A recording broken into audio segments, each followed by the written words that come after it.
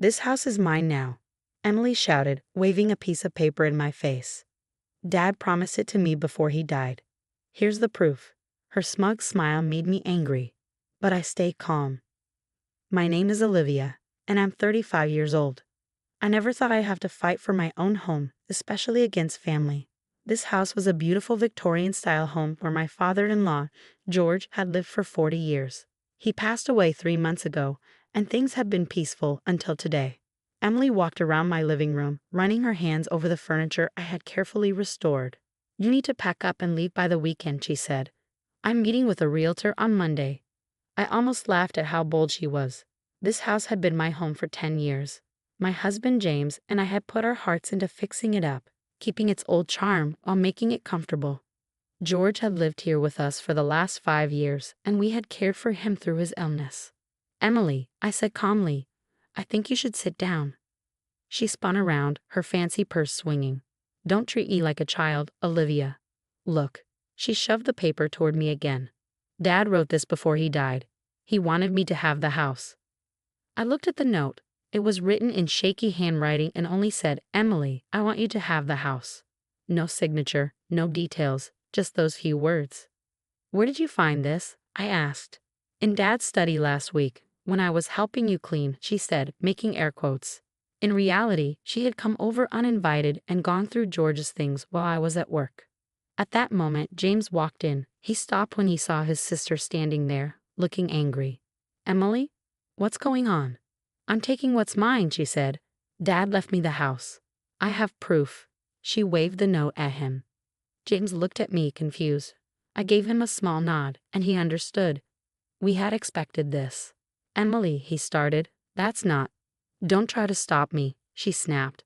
"You always side with Olivia. But this time, I have proof. Dad wanted me to have this house, and I'm selling it." I walked over to an old desk in the corner, one of George's favorite pieces. I pulled out a thick envelope from a hidden compartment. "Funny you mentioned proof," I said. Emily rolled her eyes. "Whatever you have doesn't matter. Dad's words are clear." "Are you sure?" I asked, taking out some documents, "because here is the official property deed. George transferred the house to James and me 5 years ago, when we took out a mortgage to renovate it for his care. We've also been paying the property taxes and insurance since then." Emily's face turned pale, but she quickly recovered. "That doesn't matter. Dad changed his mind. This note proves it." I laid out more papers. "This is a notarized statement from your father, written 3 months before he passed, when he was still thinking clearly. It says he wanted James and me to keep the house as a family home. He knew we were the ones taking care of him." Emily's hands shook. "No, that can't be true. He wouldn't." "There's more," I said quietly. "Here are records of all the work we've done on the house. And here are records showing how many times you refused to help with his care or medical costs." Emily's face turned completely white. She sat down, her dress wrinkling. But the note." James stepped forward, his voice firm but gentle. "Emily, Dad could barely write in his last 2 weeks. He was on strong medication. This note doesn't override the legal documents he signed when he was well." Her lip trembled, but then her eyes hardened. "You manipulated him," she snapped. "You turned him against me while I was working in New York." "No, Emily," I said softly. "We were here. We took him to the doctor. We changed the house for his wheelchair. We played chess with him and listened to his stories. Where were you?" She jumped up, grabbing her purse. "This isn't over," she shouted. "I'll get a lawyer. You'll see." She stormed out, slamming the door. James and I exchanged a look. We both knew she wouldn't give up easily. I carefully put the papers back in the envelope. "Do you think she'll really get a lawyer?" I asked. James sighed. "Probably, but we have everything in order, thanks to you." I nodded, remembering George's warnings. "Your sister might try to take the house," he had told us. "She always feels like she deserves more." That's why he had made sure everything was legally transferred to us. I looked around the living room, the floors we had restored, the old molding, the family pictures on the walls. This wasn't just a house. It was our home, full of love and memories. Emily had a note, but we had something stronger: the truth, the law, and years of care for George. Still, as I watched the sunset through the stained glass windows, I had a feeling this fight wasn't over. Emily didn't waste any time. Within days, letters from her lawyer started arriving, demanding documents and threatening legal action. But what happened next shocked us. One afternoon, I came home from work and found a real estate agent walking through our house, measuring things.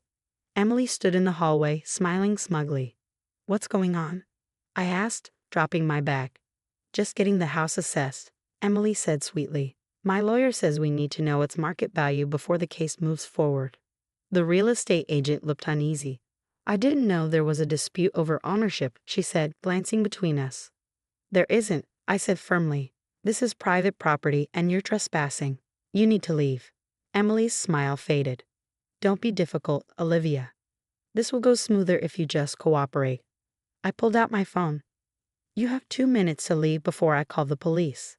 "How did you even get in?" Emily held up a key, Dad's spare. "Found it in his study when I was helping clean up." The real estate agent quickly packed up her things and hurried out, apologizing. Emily, however, didn't move. "You can't keep denying me what's mine," she said angrily. "I know Dad wanted me to have this house. You and James tricked him when he was weak." Just then, our elderly neighbor, Mrs. Sullivan, appeared in the doorway. "Is everything okay?" she asked. I saw a stranger walking around with a measuring tape and got worried. "Everything's fine," I assured her. "Just a misunderstanding about property access." Mrs. Sullivan looked at Emily and frowned. "Oh, it's you. You know, I was just thinking about your father. Such a shame how little you visited him in his last years." Emily's face turned red. "I was busy with my career. Not everyone has time to play nurse." Mrs. Sullivan's voice turned cold. "No, but most people make time for their dying father. I remember George telling me how grateful he was for Olivia and James. He said they were the only ones who truly cared about him, not just his house." Emily grabbed her purse and stormed out. "You'll be hearing from my lawyer," she yelled as she left. After she was gone, Mrs. Sullivan turned to me. "I have something for you. I've been holding onto it for the right time." She pulled an envelope from her pocket. "George gave me this 2 months before he passed. He told me to give it to you if Emily ever tried to take the house." Inside was a letter, written in George's clear handwriting from before his illness worsened. It detailed how Emily had repeatedly tried to get him to sign the house over to her, how she only visited when she wanted something, and why he made sure the property legally went to James and me. "He knew," Mrs. Sullivan said. "He knew she would try this. That's why he had me witness him signing the house over to you and James. I was there at the lawyer's office." Tears welled up in my eyes. Even after he was gone, George was still protecting us. That evening, when James came home, I showed him the letter. He read it silently, his jaw tightening. "I knew she was selfish," he said finally. "But this trying to sell our house, bringing a real estate agent in while we're still living here, that's a new low, even for her." We called our lawyer and updated him on everything. He was particularly interested in Emily breaking in and trying to get the house appraised. "This actually helps your case," he said. "She's showing a pattern of interfering with your legal rights. If she sues, this will weaken her claim." The next day, we changed the locks and installed security cameras. We also filed a police report, not to press charges, but to document Emily's actions. As we took steps to protect our home, I thought about George. He had spent his last years here, watching the neighborhood kids play from his favorite chair by the window. "Promise me you'll keep it in the family," he had told us one evening, his voice weak, but his mind sharp. "Not just as a property, but as a home." Emily, she'd sell it in a second. She never understood what makes a house special. We had promised, and now we were fighting to keep that promise. This wasn't just about legal rights anymore. It was about honoring George's wishes. That night, as James and I sat on the porch swing George had built years ago, both our phones buzzed with messages from Emily. She demanded a family meeting, claiming she had undeniable proof that the house was hers. "Should we go?" James asked, sounding exhausted. I squeezed his hand. "Yes, let's hear her out. But this time, we'll be ready with proof of our own." We sat in silence, watching the sunset paint the sky in orange and purple, the same view George had loved. Whatever Emily had planned, one thing was certain. This house, with all its memories, was worth fighting for. The family meeting was set for Sunday afternoon at our house. Emily arrived with her lawyer in tow, dressed like she was heading to court rather than a family discussion. I noticed she was clutching a folder, presumably containing her irrefutable evidence. What she didn't expect was to find Mrs. Sullivan and our family lawyer already seated in our living room. "What are they doing here?" Emily demanded, her confident facade cracking slightly. "They're witnesses," I replied calmly. "Mrs. Sullivan to George's wishes, and Mr. Parker to the legal aspects of property ownership." Emily composed herself quickly and sat down, smoothing her skirt. "Fine. Let's get this over with." She opened her folder with flourish. "I have proof that Dad was coerced into transferring the property. Medical records showing he was on heavy medication when you convinced him to sign it over." Her lawyer laid out several documents, including pharmacy records from the last 6 months of George's life. "As you can see," he began, "Mr. Harrison was on strong pain medication that could have impaired his judgment." I couldn't help but smile. Mrs. Sullivan leaned forward, adjusting her glasses. "Those records are from 2023, dear. The property transfer was completed in 2018, 5 years before George became ill." Emily's lawyer frowned, quickly reviewing the dates. Her case was unraveling before it began. But the note," Emily sputtered. "He wrote that he wanted me to have the house." Mr. Parker, our lawyer, cleared his throat. "Yes, about that note. We had it analyzed by a handwriting expert." He produced a report. "The writing shows signs of severe impairment, consistent with someone on heavy medication. Moreover, it's not legally binding and doesn't override the properly executed property transfer from 5 years prior." Emily's face reddened. "This isn't fair. I'm his daughter. I deserve." "What exactly do you deserve, Emily?" James interrupted, his voice uncharacteristically hard. "The house you never helped maintain, the home where others cared for our father while you were too busy to visit." Mrs. Sullivan pulled out George's letter, the one she'd been keeping. "Perhaps we should read what your father really thought." As she read George's words aloud, detailing Emily's neglect and attempts to acquire the house, tears formed in Emily's eyes, not of sadness, but of rage. "You all planned this," she accused. "You turned Dad against me." "No, Emily," I said softly. "You did that yourself. Every time you skipped a holiday, every time you ignored his calls, every time you asked about the property instead of his health." Her lawyer, looking increasingly uncomfortable, gathered his papers. "Miss Harrison, I believe we should discuss our options privately." But Emily wasn't finished. She stood up, pointing at me. "You're not even blood family, you just married in. This house should stay with real family." "Family isn't about blood, Emily," Mrs. Sullivan interjected. "It's about who shows up, who cares, who makes a house a home." George understood that. Emily stormed out, her lawyer trailing behind. The slam of the door echoed through the house.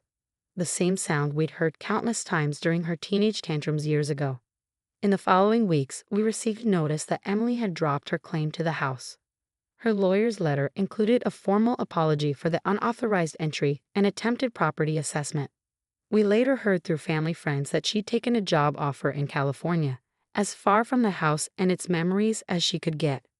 James and I spent that summer restoring George's garden, the one he'd tended so carefully. We planted his favorite roses and set up the bird feeders he'd loved to watch. One evening, as we sat on the porch swing, Mrs. Sullivan joined us with a photo album we'd never seen before. "George gave me this too," she said. "Pictures of this house through the years, the children growing up, the family gatherings, the quiet moments. He wanted you to have it, to remember why he chose you to continue its story." As we flipped through the pages, we saw the house through George's eyes, not as property to be claimed, but as a home where life happened, where memories were made, where love grew. The final page held a note in George's handwriting, dated just before the property transfer, to James and Olivia. "You've made this house a home again.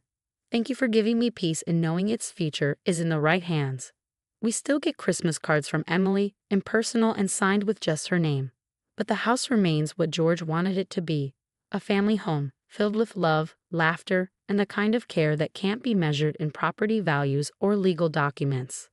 Sometimes, when the evening light hits the stained glass windows just right, I swear I can feel George's presence, smiling at how his final wishes were honored.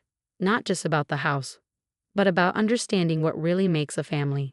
And in the end, that's what this fight was really about, not just bricks and mortar, but the heart and soul of a home that was entrusted to those who truly understood its worth.